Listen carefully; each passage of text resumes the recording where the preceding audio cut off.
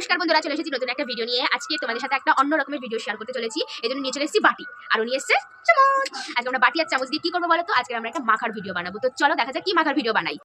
এই চলে এসেছি, এইগুলো হচ্ছে গিয়ে পেয়ারা গাছ। পেয়ারা গাছ এই মা তুমি কোথায় তুলছো?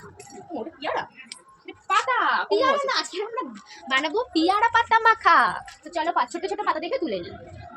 আমি তো দেখতেই পাচ্ছি না, তুমি তো আমার থেকে লম্বা। তুমি যদি চোখে কানা হও সেটা আমার কোনো দোষ নেই। এরকম করে বলো না, আমি ওরকম ভাবেই বলবো। এই যে তোলা হয়ে গেছে, এবার এটাকে ধুয়ে নেবো, ভালো করে ধুয়ে নেবো।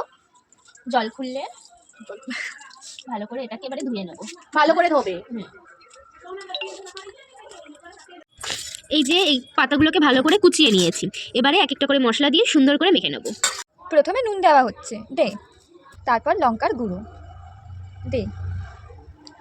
এবারে দেওয়া হচ্ছে জিরের গুঁড়ো, দে। এবারে দেওয়া হচ্ছে লেবুর রস, দিয়ে দে। কয়েক ফোঁটা দেওয়া হলো লেবুর রস, ভালো করে মাখা।